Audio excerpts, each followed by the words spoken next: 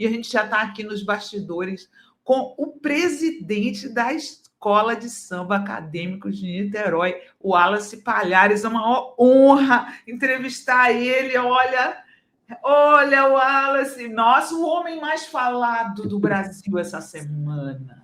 Tudo bem? Dá para ouvir bem, tranquilo? Tá ótimo, tá ótimo. E aí, como é que tá aí a repercussão? Estão te xingando demais? Estão te elogiando? Como é que tá a repercussão? Então, primeiro, prazerzaço estar aqui.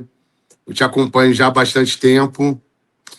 Quando eu comecei, na época, a mexer no Twitter, eu lembro que você foi uma das pessoas... uma das primeiras pessoas que eu comecei a seguir na época. E eu sempre me identifiquei muito com tudo que você colocava no Twitter. Ai, que bom. Então, e assim, na época eu não tinha ideia nenhuma de política, mas eu já me identificava, porque, de certa forma, já falava comigo. Eu que vim de favela, né, vim de comunidade, que pude ter um senso crítico depois de comecei a estudar, depois que eu entrei na faculdade, graças às políticas públicas do presidente Lula. E hoje eu consigo definir melhor os lados. O lado que eu pertenço, não consigo... Eu já não sou também... Antigamente as pessoas falavam umas coisas, eu meio que me interligava ali, né? Sim.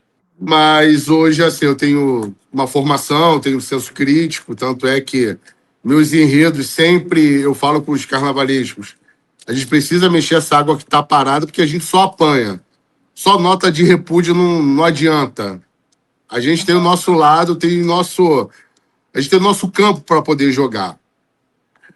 E assim, agora respondendo, eu estou muito tranquilo. Lógico, fake news não me assombra. Eu acho que o ônus da prova é de quem acusa. Quem está falando vai ter que provar, seja na justiça ou não. Mas, assim, a Niterói, ela cumpriu o seu papel enquanto agente político, né? A escola de samba também é um agente político, todos nós somos agentes políticos. Então, a Niterói fez seu papel, fez seu enredo como era antigamente, e mexer essa água que estava parada. Você sempre foi do samba? Como é que você foi parar aí na Acadêmicos de Niterói? Na verdade, assim, a minha mãe me teve com 17 anos e me entregou aos meus avós com 3 meses de idade, meus avós pai de pai. Esse meu avô era muito sambista, portelense doente, e me levava para todas as quadras junto com ele. Embora na infância, sendo criado ali na favela, a gente tem a influência também do funk, né, de tudo que está dentro da comunidade. Mas o samba, meu avô não deixava de me levar. E eu fui trabalhando com escola de samba quando eu cheguei na Niterói. Na verdade, antes de ter a fusão, era Acadêmicos do Sossego. Eu era diretor de carnaval, fui contratado para trabalhar.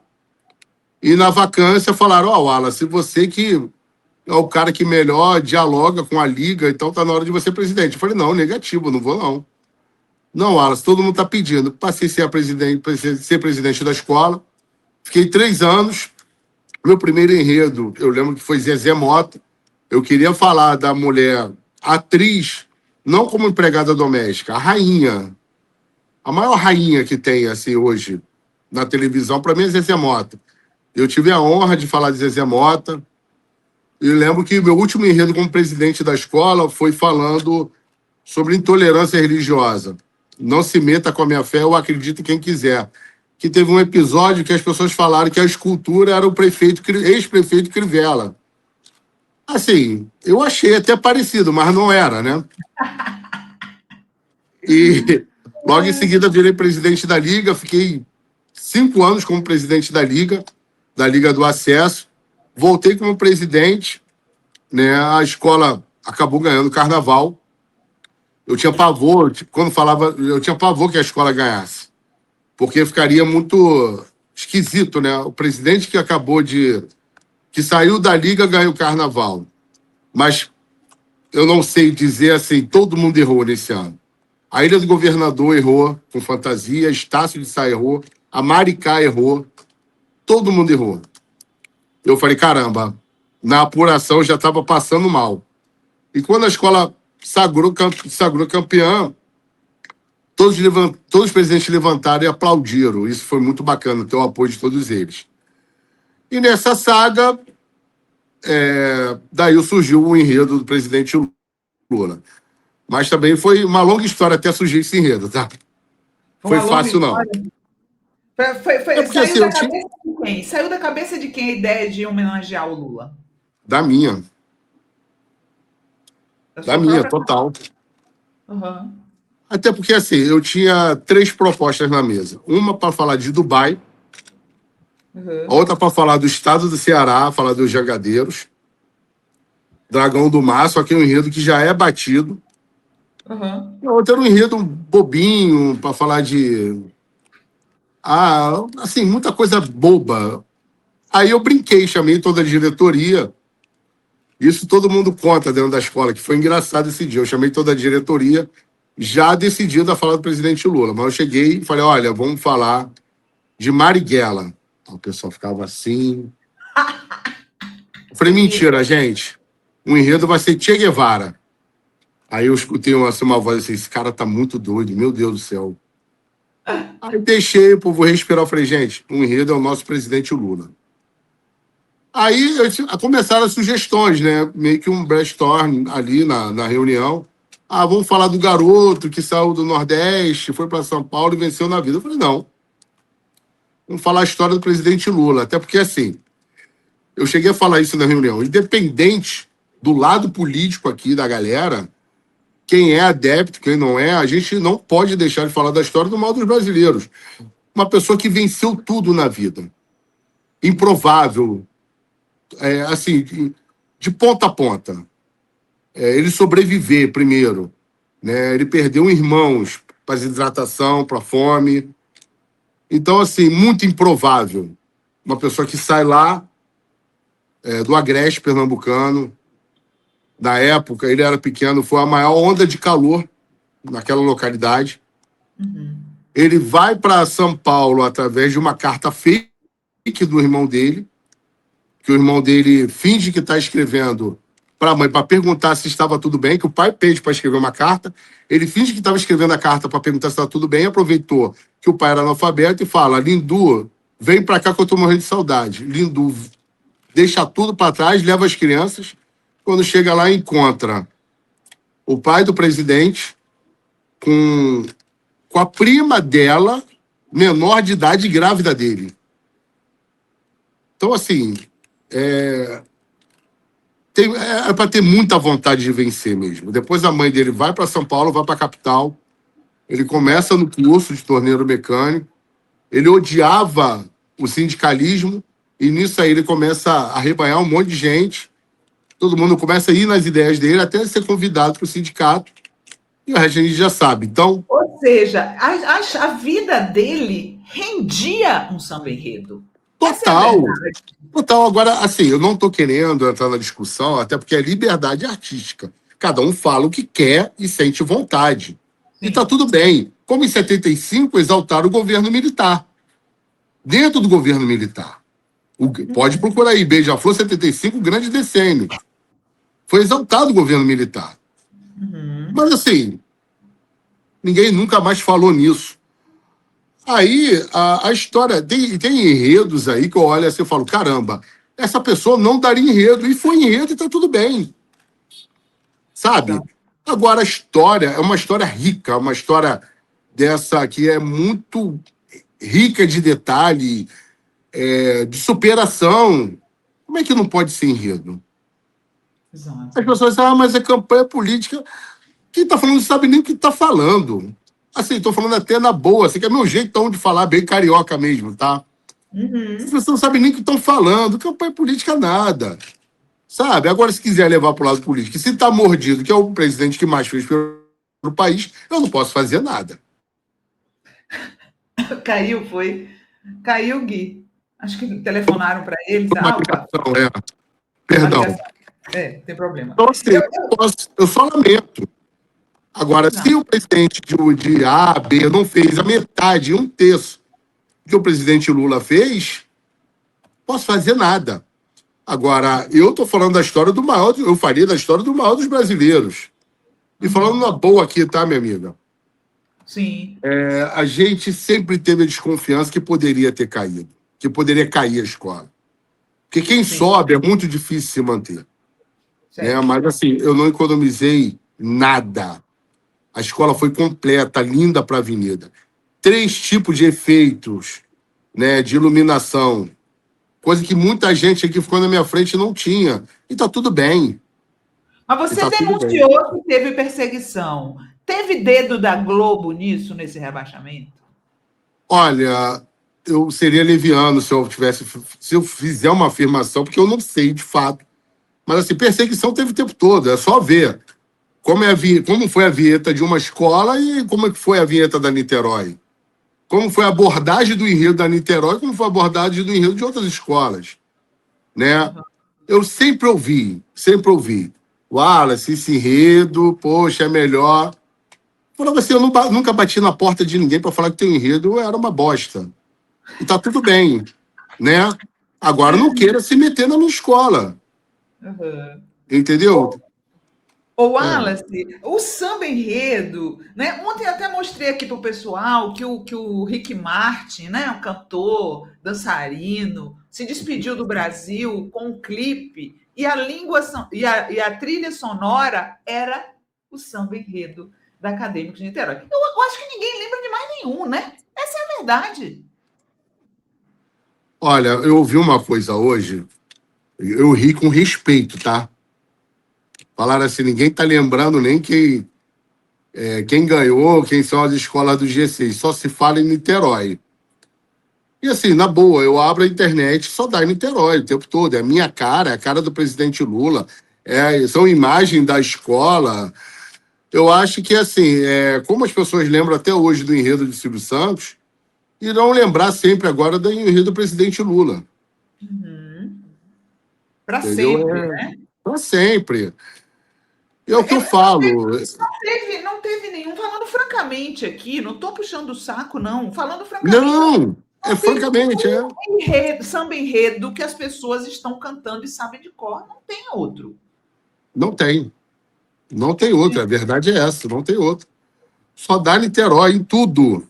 Tudo, só dá Niterói. Então, assim, é uma escola que sempre esteve nos grupos de acesso. Quando ela sobe para o especial, ela faz história.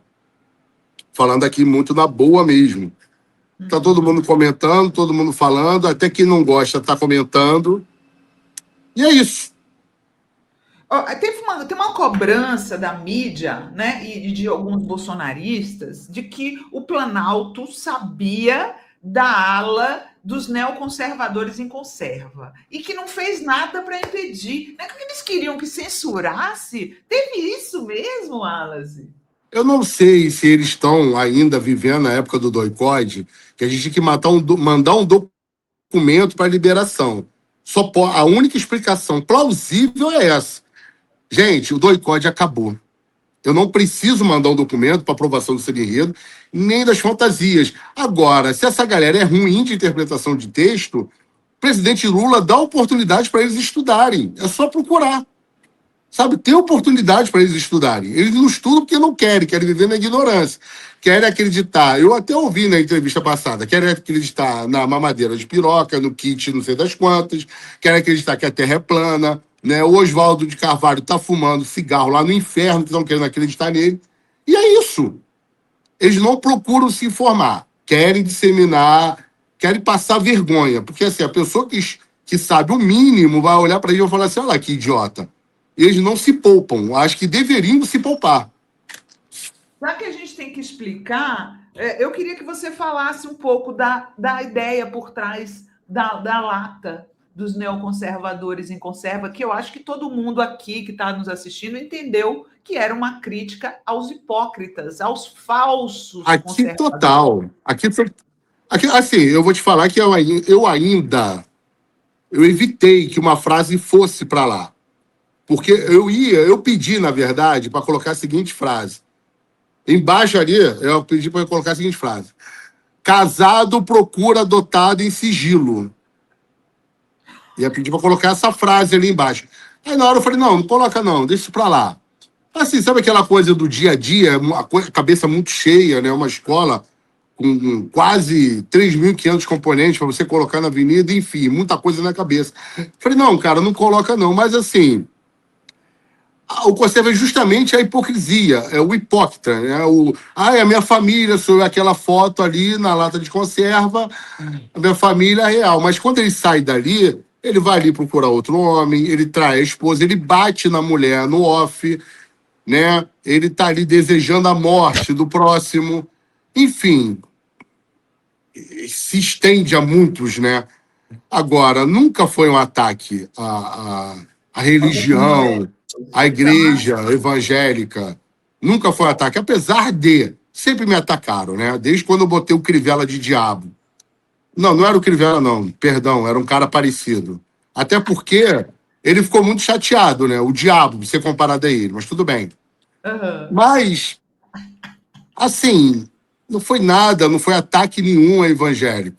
Foi ataque aos falsos cristãos, aos falsos donos da moral, dos bons costumes, né? E essa galerinha aí, sabe, que bate nos outros, fica falando mal dos outros, mas às vezes está na Sapucaí fumando um do bom. Exatamente. Você acha que vai dar em quê esse processo que a oposição está fazendo contra o governo, como se o governo mandasse na Acadêmicos de Niterói? Pois é, primeiro que assim, o governo não teve interferência em nada. Até quando eu perguntei ao presidente Lula se estava aprovada a letra do samba, ele falou o seguinte para mim: eu não me meto em nada, em livro, em filme, tudo que fazem ao meu respeito, eu não me meto em nada. É com vocês. Porque eu tinha medo dele reprovar a letra. E a resposta dele para mim foi essa: eu não me meto em nada. É com vocês, é liberdade artística.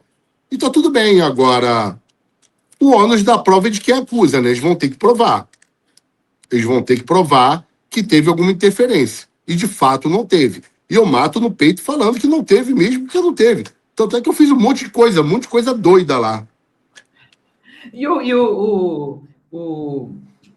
Até a Damares falou agora há pouco, né, a bispa Damares, que o Sidônio teria te sugerido tirar essa ala. Teve essa conversa? Nunca recebi. Eu não sei nem como é que é o Sidônio. Não sei nem como é que ele é.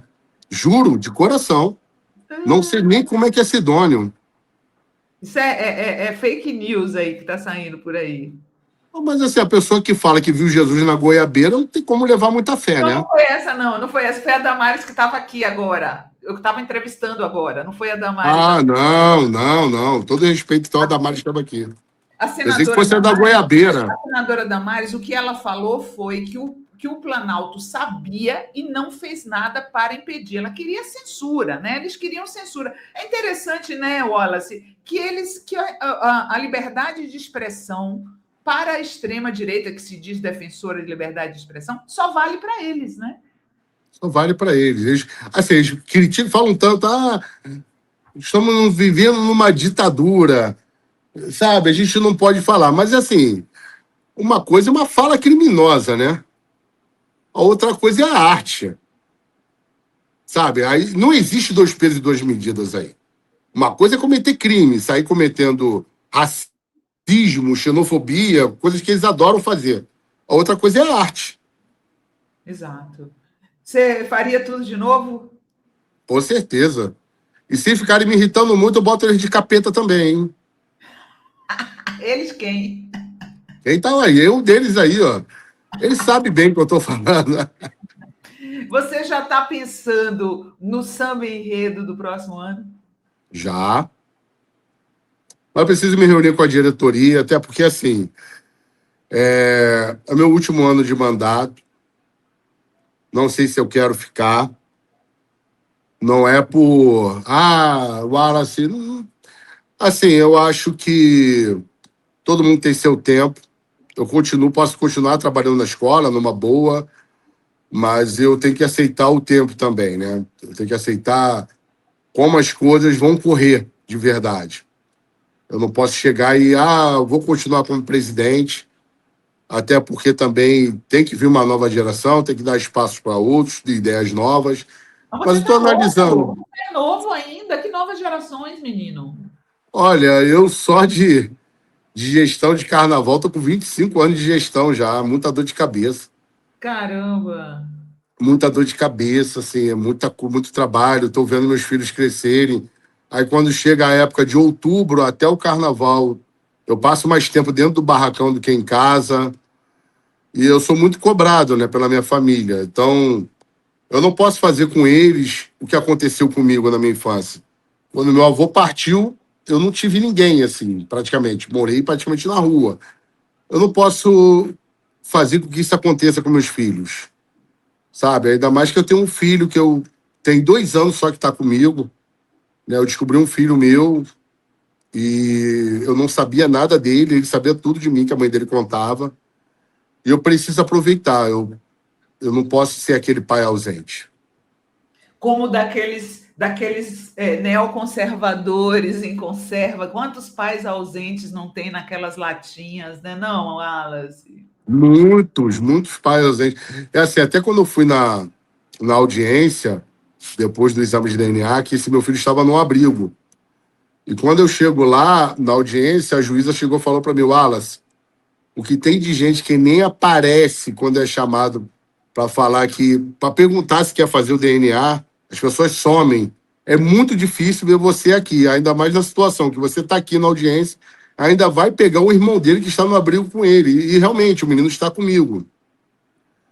Então, assim, eu tenho essa coisa muito da infância, né? O meu avô foi ali um guerreiro, está comigo o tempo todo. As crianças do meu colégio me zoavam, brincavam comigo, que eu ia com o meu avô de mão dada até os 10 anos de idade para o colégio. E era meu herói. Então, assim, eu quero deixar esse legado para eles. De um herói. De um cara que sempre esteve ao lado deles e deu a base para eles crescerem bem. Muito legal. Olha, deixa eu ler uns comentários aqui para você ficar feliz. Edna Fernandes, parabéns, Wallace, pela coragem, competência e alegria na avenida. Clélia, Escola de Niterói arrasou. Miriam Ramos, Acadêmicos de Niterói, mandou seu recado. Só se fala nessa escola. Lula merece todas as homenagens. Áurea Vidal, peguei os meus meninos pelos braços. Esse trecho do samba é muito lindo. É a parte que eu choro. É a É a parte parte que eu choro. Eu choro sempre. Sammy Diamond, eu sempre fui beija-flor, mas a partir de agora sou acadêmico de Niterói. Aliás, a escola ganhou muitos fãs depois desse desfile, hein? Ela precisa ser uma escola de verdade, né? Que se posiciona. Ela precisa ser uma escola que seja de verdade para seus componentes, que cuide seus componentes. É uma escola que seja escola de samba de fato, né? Que seja uma família. Então, assim, até eu peço perdão se eu não conseguir atender a todo mundo esse ano, era muita gente, muita confusão, óbvio, né? Mas a gente vai intensificar, assim, eu gosto dos ensaios que tenha água depois para todo mundo, que ninguém compre nada no bar, que tenha todo um carinho às baianas, à velha guarda, todo mundo. Esse é meu modelo de gestão. E eu espero que isso se intensifique. Wallace, olha, um prazer enorme conversar com você. Olha, tem muito, depois você lê todos os comentários, as pessoas estão te parabenizando demais. Parabéns pela sua coragem. Enfrentou um monte de gente para colocar esse carnaval no ar. Estava lindo, tá? Poxa, muito obrigado pelo reconhecimento. E um prazerzão falar com você, uma pessoa que eu sempre acompanhei. Obrigado por tudo.